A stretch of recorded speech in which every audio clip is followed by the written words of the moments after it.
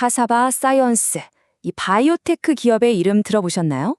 지금 월스트리트에서 가장 뜨거운 미스테리, 그 중심에 바로 이 회사가 있습니다. 오늘 그 수수께끼의 정체를 한번 파헤쳐 보겠습니다. 자, 바로 이 질문이 오늘 우리가 풀어야 할 숙제입니다. 상식적으로 생각해 보세요. 회사가 거의 망해가고 있는데 그 속사정을 누구보다 잘 아는 사람들이 자기 돈을 쏟아붓고 있다? 뭔가 앞뒤가 전혀 안 맞죠?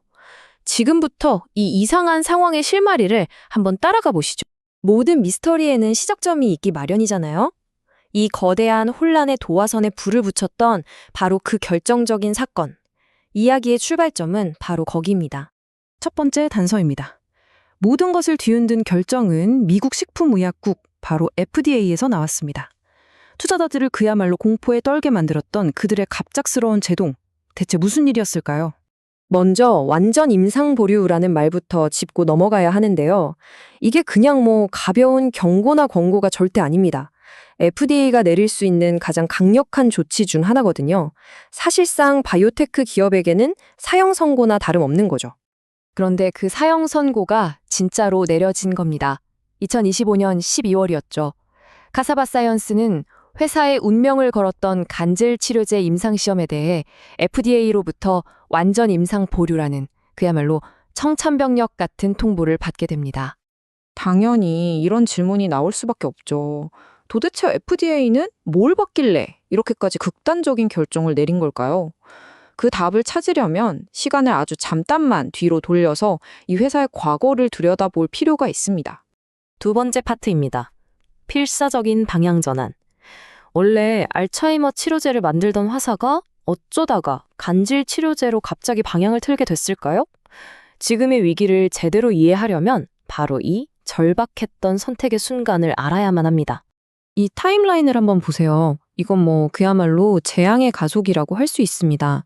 불과 몇 달 사이에 회사의 기둥이었던 알츠하이머 임상이 한 번도 아니고 두 번이나 연속으로 실패했어요. 회사는 말 그대로 벼랑 끝으로 내몰린 거죠. 알츠하이머 임상 실패의 대가는 정말 끔찍했습니다. 주가가 무려 85%가 빠졌어요. 그냥 휴지 조각이 될 뻔한 수준으로 폭락한 겁니다. 시장의 신뢰가 완전히 박살났다는 아주 명백한 신호였죠. 그 벼랑 끝에서 회사는 모든 걸 건 도박을 시작합니다. 알츠하이머 프로그램을 아예 통째로 버리고 대규모 구조조정까지 단행하죠. 그리고 실패작으로 낙인 찍혔던 약물 시모필람을 희귀 간질 치료제로 다시 살려내겠다는 계획을 발표합니다. 근거가 뭐였냐고요? 쥐 실험에서 발작이 60% 줄었다는 데이터. 이게 그들의 유일한 희망이었습니다. 바로 이 지점에서 의견이 완전히 갈리는 겁니다. 이 결정, 과연 위기를 기회로 바꾼 천재적인 한 수였을까요? 아니면 더 큰 실패를 감추기 위한 어쩔 수 없는 전략적 후퇴에 불과했을까요? 자, 세 번째 파트입니다. 그런데요, FDA의 임상 중단이 문제의 전부는 아니었습니다. 그 이면에는 회사를 늪으로 질질 끌어당기는 또 다른 문제들. 그러니까 끝이 보이지 않는 법적, 재정적 압박이 있었던 거죠.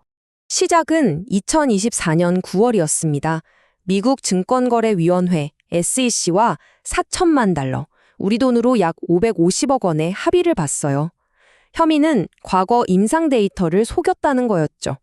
이미 이때부터 규제 당국과의 신뢰에 금이 가고 있었다는 아주 중요한 신호였습니다. 그리고 불과 몇 달 뒤에요. 이번엔 투자자들이 건 집단 소송으로 3,125만 달러, 약 430억 원을 또 물어내야 했습니다. 출혈이 멈추질 않았던 거죠. 말 그대로 소송의 늪에 따져버린 겁니다. 이미 진행 중인 소송만으로도 벅찬데 안 좋은 소식이 들릴 때마다 새로운 소송들이 문어발처럼 회사를 옥죄어 온 거죠. 사방이 적이었던 셈입니다. 결국 회사는 미래를 팔아서 현재를 버티는 선택을 합니다. 연구개발, 즉 R&D 비용을 무려 78%나 싹둑 잘라낸 거예요. 신약개발 회사한테 R&D는 심장이나 마찬가지인데 사실상 미래 성장 동력을 자기 손으로 꺼버린 거나 다름없습니다. 자, 드디어 이 이야기의 가장 미스터리한 부분에 도달했습니다. 이 모든 악재가 터지는 와중에 벌어진 정말 기이한 현상, 바로 내부자들의 움직임입니다. 자, 이 차가운 데이터의 경고를 한번 보시죠. 주가의 추세를 보여주는 이동평균선, 과매도 상태를 알려주는 RSI, 하락 추세를 확인시켜주는 MACD까지 모든 기술적 지표가 한 목소리로 강력 매도를 외치고 있습니다. 주가 역시 1년 중 최저점에 거의 닿았고요. 숫자만 놓고 보면 이 주식은 당장 피해야 할 대상 1순위인 거죠. 바로 이 지점이 이 미스터리의 심장부입니다. 한쪽에서는 모든 데이터가 당장 팔아라고 비명을 지르고 있는데 다른 한쪽에서는 회사의 속사정을 누구보다 잘 아는 내부자들이 조용히 자기 돈으로 주식을 사들이고 있다는 겁니다. 심지어 지난 3개월간 단 한 주도 팔지 않았어요. 이 극단적인 불협화음, 대체 어떻게 이해해야 할까요? 전문가들조차 갈피를 못 잡고 있습니다.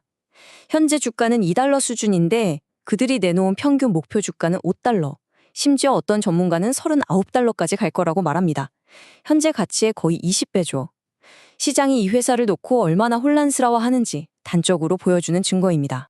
자, 이제 마지막 파트입니다. 이 모든 정보를 종합해 볼 때 카사바 사이언스의 미래는 과연 어떻게 될까요? 결론부터 말씀드리면 그야말로 모든 것을 건 도박과 같습니다.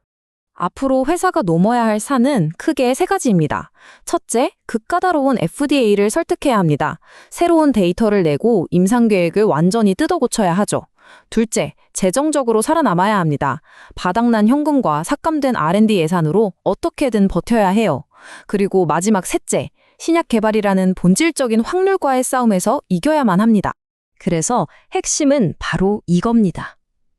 카사바의 미래는 성공 아니면 실패 둘 중 하나뿐입니다. 중간은 없어요. 모든 것은 FDA의 요구사항을 해결할 수 있느냐, 없느냐 이 단 하나의 질문에 달려있는 거죠. 그렇다면 다시 처음의 질문으로 돌아가 보죠. 내부자들의 매수는 남들이 보지 못하는 미래 가치에 대한 계산된 도박일까요? 아니면 침몰하는 배 위에서 외치는 필사적인 허세일까요?